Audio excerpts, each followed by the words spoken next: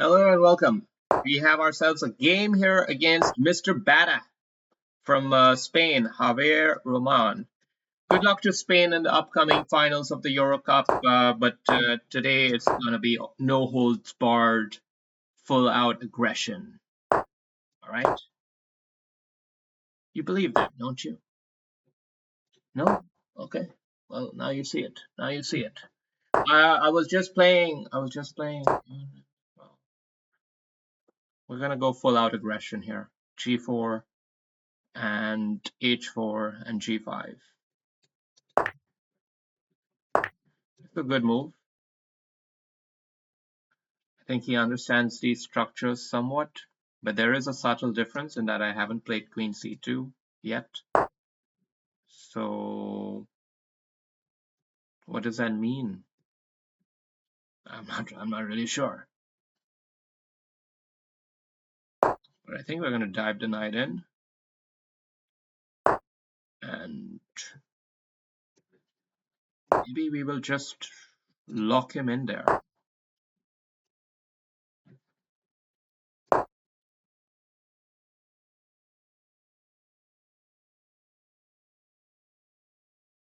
Now with these two knights being supportive brothers for each other, I'm more likely.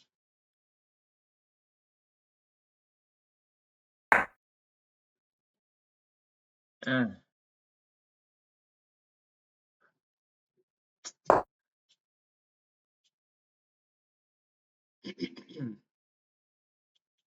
it's an interesting position. Say what you might about the game and the quality of it, but it's an interesting position. Maybe knight should come in here. Yeah, I was just saying about these two brother knights and wanting to kind of keep them together because then this one stays in the backwaters for a longer period. But all right, it didn't quite go like that. Still, I don't think the knight has an outpost here anyway, so it's fine. Now I want to make an impactful move because that seems a very slow move here. Is he planning this next?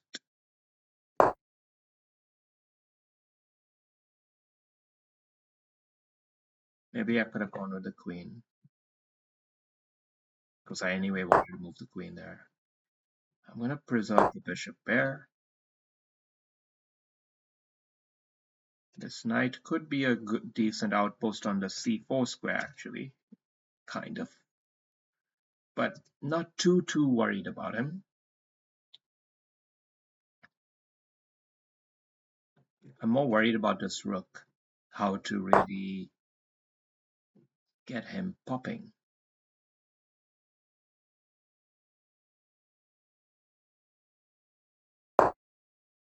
I'm going to come here because I want to coax b5. I want to clarify that position, and now I want to push the knight back. Okay, now get the bishop here. This is the diagonal. That's right. Prevents castling and can become very annoying. We have to hold on to every pawn. Ah,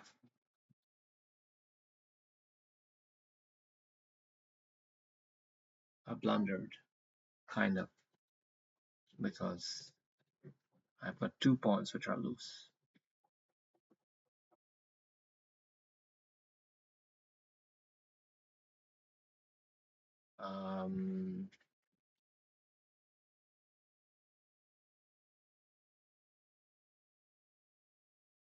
Yeah, I think this is the right idea because at least if he takes with the knight, then you have this trick.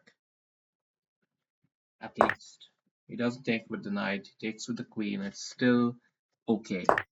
I think we can handle it. We can handle this.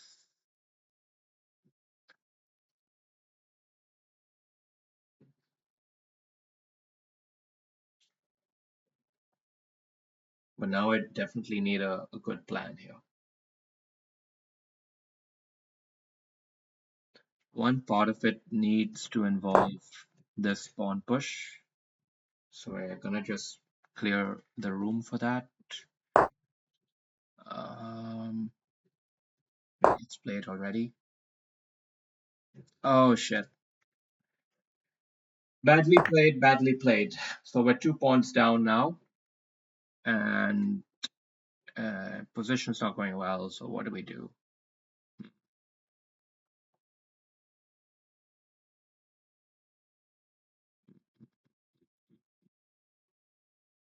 Okay. Let's try to put some pressure here. I was tempted to play these kind of moves, but in the current scenario, it probably doesn't help. It will activate his rook and possibly help his game slightly. Here we can actually try to put some pressure on these two backwards pawns.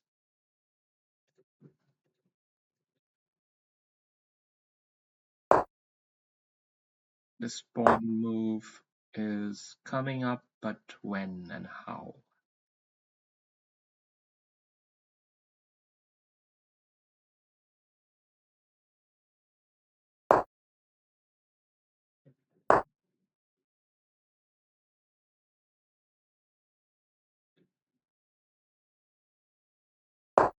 Okay, have to also play fast.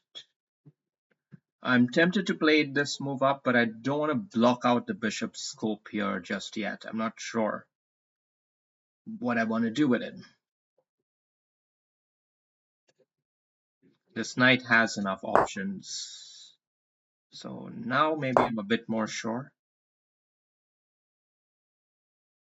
His bishop has relegated itself to defending the backward pawns, so we will switch our targets to something else.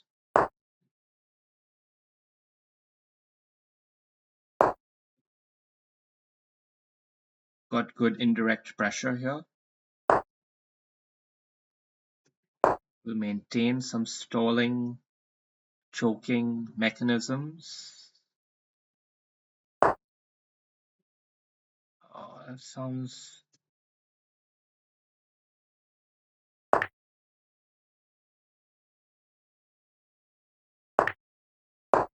Yeah, we have to give him the open file because we need to maintain pieces on the board.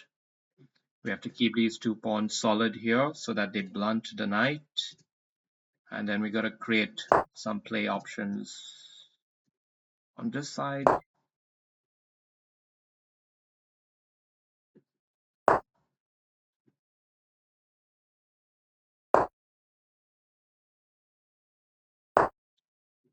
He's also trying to keep it kind of solid, so that's fine.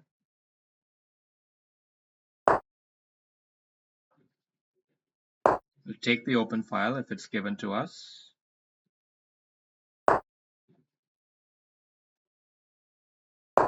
We'll continue to block this, and now we'll take control of the open file, like really take control of it.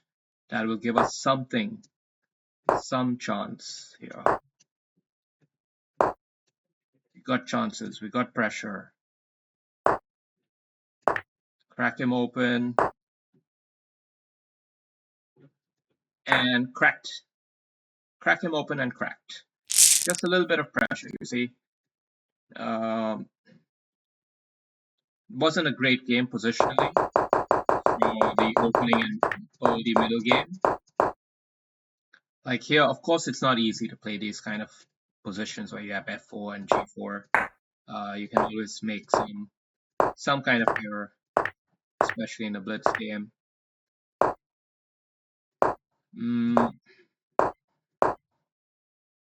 Yeah.